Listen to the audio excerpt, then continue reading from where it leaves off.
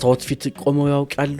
ልብሶስ አልመጥኖ ሲሎ ተረብሸዋል? ብዙዎቻችንን እንቅልፍ የሚነሳን አንድ የጋራ ጠላት አለን።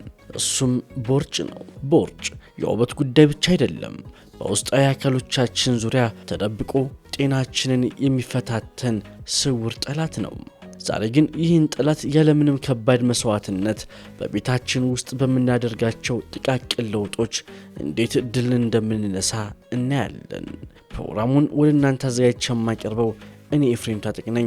ለቻናላችን አዲስ ሆናችሁ ተመልካቾቻችን ቻናላችንን ላይክ፣ ሼር፣ ሰብስክራይብ በማድረግ ተጨማሪ ቪዲዮዎች እንዲደርሷችሁ ማድረግ ትችላላችሁ። መልካም ቆይታ።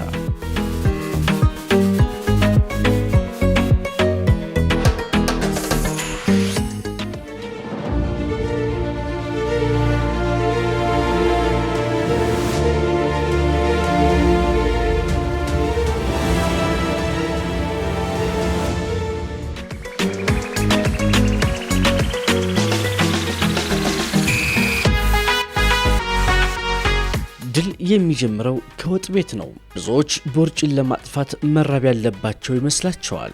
ነገር ግን መራብ ሰውነታችን ስብን ይበልጥ እንዲያከማች ነው የሚያደርገው። ይልቁንም ምን እንብላ የሚለው ነው ዋናው ጥያቄ። በመጀመሪያ ስኳርን እናሰናብት።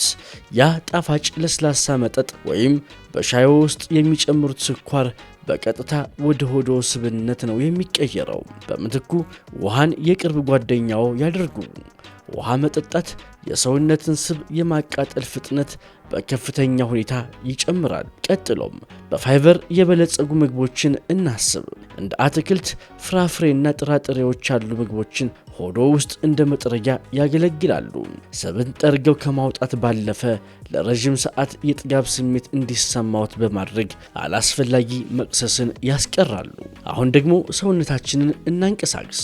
የግድ የጂም አባል መሆን ወይም ከባድ ክብደትን ማንሳት አይጠበቅበትም። ሚስጥሩ እንቅስቃሴ ላይ ሳይሆን መዘውተር ላይ ነው። በየቀኑ ለ30 ደቂቃ የሚደረግ ፈጣን እርምጃን ይጀምሩ። ልቦ መምታት ሲጀምርና በግንባሮ ላይ ላብ ሲመጣ ያ የሆዶ ስብ መቅለጥ እንደጀመረ የሚያሳይ ምልክት ነው። ከዚያም ፕላንክ የተባለውን ቀላል እንቅስቃሴ ይሞክሩ። መሬት ላይ በክርኖ ተደግፈው ሰውነትዎን ቀጥ አድርገው ለ60 ሴኮንድ ብቻ ይቆዩ። ይህ እንቅስቃሴ የሆዶውን ጡንቻዎች እንደ ብረት ያጠነክራቸዋል። አስታውሱ፣ ደረጃዎችን መጠቀም፣ በቤት ውስጥ ስራዎች መገኘትና ለረጅም ሰዓት አለመቀመጥ የቦርጭ ዋነኛ ጠላቶች ናቸው። የሚገርመው ግን ቦርጭ በምግብና በእንቅስቃሴ ብቻ አይወሰንም። እንቅልፍ ማጣትና ጭንቀትም የራሳቸው ሚና አላቸው። ሲጨነቁ ሰውነቶ ኮርቲሶል የተባለ ሆርሞን ያመነጫል። ይህ ሆርሞን ደግሞ ስብን በሆዶ አካባቢ እንዲከማች ትዕዛዝ ያስተላልፋል። ስለዚህ በቂ እንቅልፍ ይተኙ። ሰውነቶ በተኛበት ሰዓት ራሱን ይጠግናል፣ ስብንም ያቃጥላል። ዛሬውኑ ውሳኔ ወስኑ። በአንድ ቀን ለውጥ ባያዩም በየቀኑ የሚያደርጉት ጥቃቅን ጥረት ነገ ትልቅ ውጤት ሆኖ ይመጣል።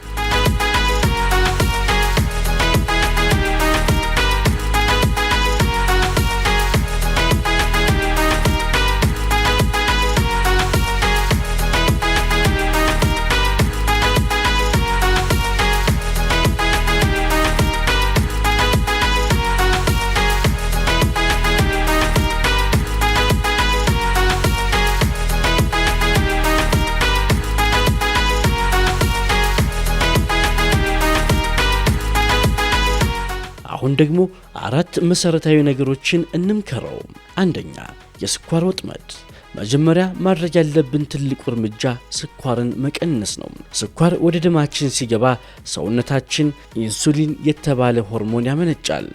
ይህ ሆርሞን ደግሞ ስኳርን በቀጥታ ወደ ሆድ አካባቢ ስብነት እንዲቀየር ያደርጋል። ስለዚህ ያንን ጣፋጭ ለስላሳ መጠጥ በሎሚ ውሃ ይተኩት። ሁለተኛ፣ የፋይበር ኃይል ይጠቀሙ። እንደ አትክልት፣ ፍራፍሬና እንደ ገብስ፣ አጃ ወይም ኦትስ ያሉ ጥራጥሬዎችን ይመገቡ። እነዚህ ምግቦች በሆዳችን ውስጥ ረዘም ላለ ጊዜ ስለሚቆዩ ቶሎ ቶሎ የመራብ ስሜትን ያጠፋሉ። እንዲሁም የሆድ ዕቃችንን በማጽዳት የምግብ መፈጨትን ያፋጥናሉ። ሶስተኛ፣ ፕሮቲንን ለጡንቻ መጠቀም። ፕሮቲን ስብን አቃጥሎ ጡንቻን ለመገንባት ቁልፍ ነው። እንቁላል፣ አኩሪ አተርና ምስርን አዘውትረው ይመገቡ። በተለይ ጠዋት በፕሮቲን የበለጸገ ምግብ መመገብ ቀኑን ሙሉ አላስፈላጊ ነገር እንዳንመገብ ይረዳናል። አራተኛው ውሃ ህይወት ብቻ አይደለም። ከምግብ በፊት አንድ ብርጭቆ ውሃ መጠጣት የምግብ ፍላጎትን ይቀንሳል። ውሃ ሰውነታችን ውስጥ ያሉ ቆሻሻዎችን ጠርጎ በማውጣት ሜታቦሊዝማችንን ወይም ምግብን ወደ ጉልበት የመቀየር ሂደትን እንዲፋጠን ያደርጋል። ተመልካቾቻችን ዛሬ የተነጋገርነው ስለ ቦርጭ ብቻ አይደለም፣ ስለ ራሳችን ክብርና ጤናም ጭምር ነው። በትንሽ ለውጥ ትልቅ ውጤት ማምጣት እንደሚቻል አይተናል። ዛሬውኑ አንድ እርምጃ ይጀምሩ። ስኳር ይቀንሱ ወይም 30 ደቂቃ ይራመዱ። ነገ ራስዎን ያመሰግናሉ።